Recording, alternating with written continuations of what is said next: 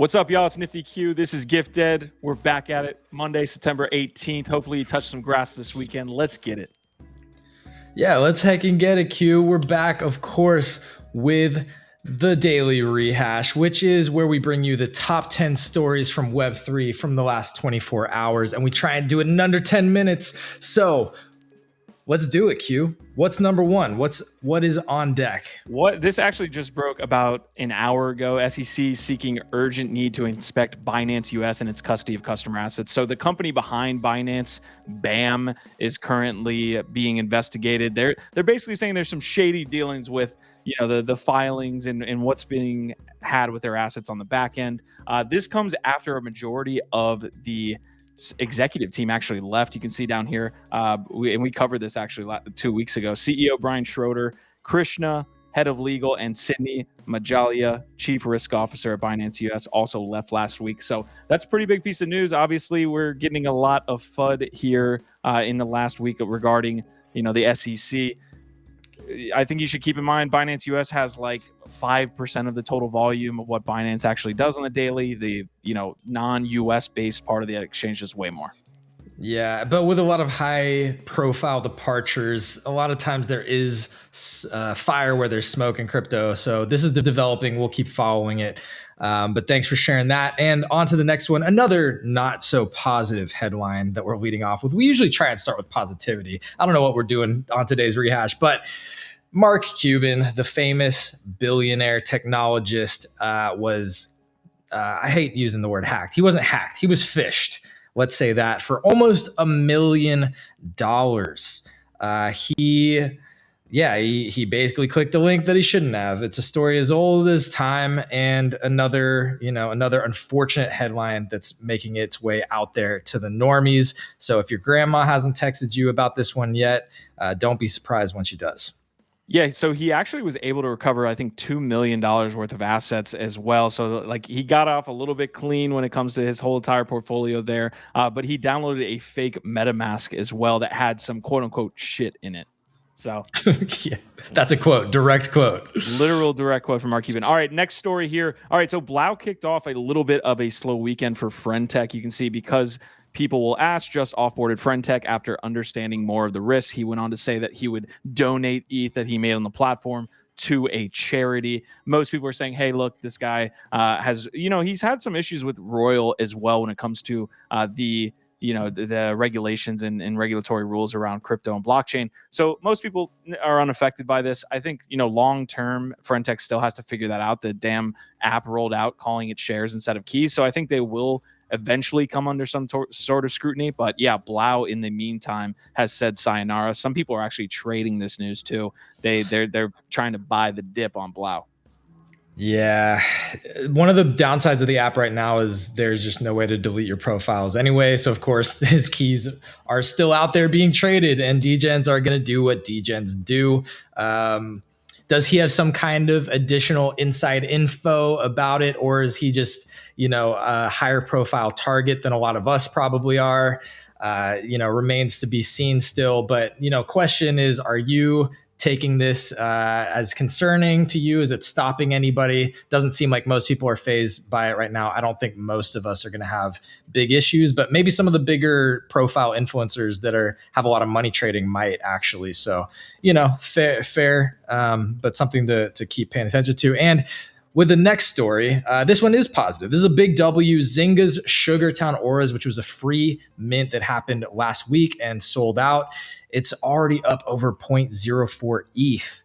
That's, we haven't seen anything this positive other than maybe some of the high-end art NFTs like Winds of Yawanara recently. So it's great to see another Web3 gaming entrant with their first project off to a great start. And again, just a big W for anybody that got in on this free mint last week.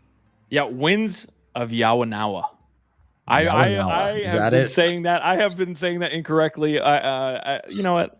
We're doing an okay job on it. So Winds of Yawanawa, yeah, that's down to like 7.5 at this point. Got up to 10. All right, we've been covering DAOs this morning. So we had the ApeCoin proposal that's going to be later here in the rehash, but we do have a NounsDAO recap. They had the rage quit we've been covering on the channel. it looks like 56% is going to be the final total of holders that exited the ecosystem there, leaving I think withdrawing actually 27 mil. I think about that much is left in the treasury. So the treasury was again like almost cut in half here. So yeah, tough time for DAOs, but I think NounsDAO will do extraordinarily well come around this next bull market. I do think they still have a solid revenue stream with the auctions that occur daily. So that's a little bit different than this ApeCoin proposal that we'll see in a second. But thoughts? Yeah, it's obviously taking a hit to their treasury, but they still have a tremendous amount of resources available to them. And to your point, they actually have some kind of sustainable business model, or at least incoming revenue to replenish it. So I think that long term, they're not going to hurt too badly. Maybe in the short term, it's kind of rough. But they probably cleaned out a lot of people that weren't really there to be part of the DAO anyway. A lot of people just want to trade and they're there for the price action. And so that's fair. Moving on, we have a new SocialFi competitor for FriendTech launched on Bitcoin. It's called Alpha, or New Bitcoin City. And it's very similar to FriendTech in the app. It also works on an airdrop mechanic.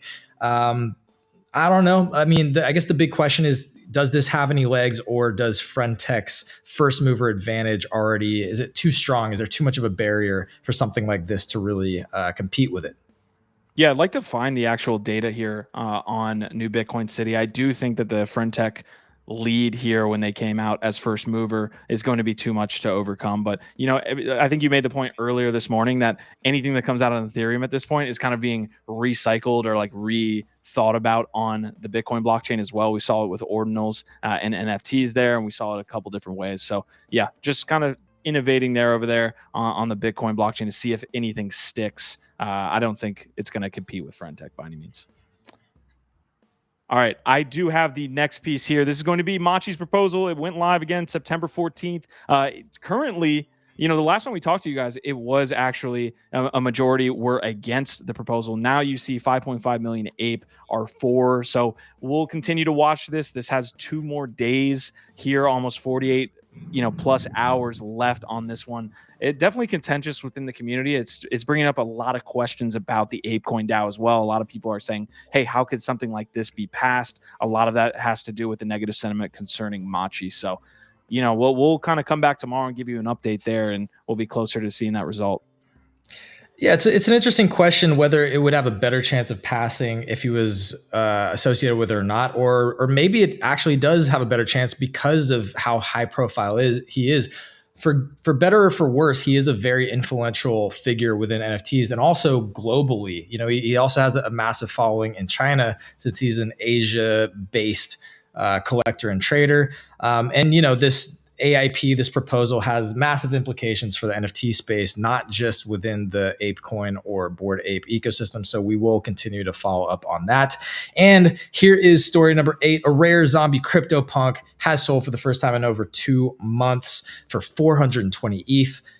Nice. Yeah, man.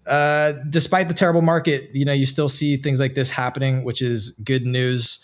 And people think it was fair value, even despite the horrible market.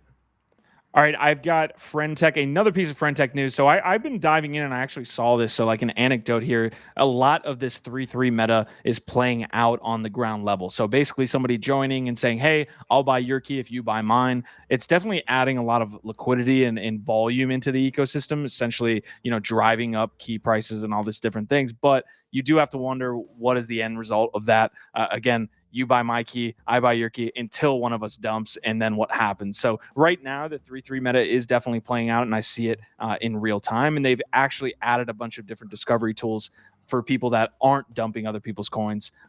So that is something that's being used right now. It's called defection rate. So if your defection rate is low, you're getting bought up. Hopefully they can, have you buy their key as well, and that's kind of the meta playing out right now. Yeah, it's basically the equivalent of like loyalty. It's like a loyalty score, right? Like, how loyal are you to your keys? And again, FriendTech keeps swinging to new highs there. And the last story is on that fine art NFT tip. Deafbeef, which is a well-known generative artist, has partnered with Bright Moments, a well-known generative art platform. And there's 2 days left on an auction that is doing very, very well so far. It has bids coming out at 2.5 ETH. There's roughly 30 bidding spots remaining, but a lot of people getting excited about this. And, we have seen projects like Winds of Yawanawa and some of these other higher end art NFT projects really overperforming the art market recently. Yeah, a couple stories that didn't make it here as we round out the rehash that didn't make it into our dashboard. Biggest winners of the day: 10KTF, G tags went live, Checks VV. I think you did cover Sugartown Oras, and then biggest losers: Winds of Yawanawa, Parallel Avatars, and Crypto Dick Butts. Man, they're still making the round. So we'll definitely be checking those out the rest of the week here on the rehash, and definitely on the live channels as well. GIF, send us out, man. Hey, that's it. If you get anything from this, we would love and appreciate some likes and some shares and subscribes and all the good things. And that's it. We'll be back tomorrow. Our vibe, our tribe. OVOT.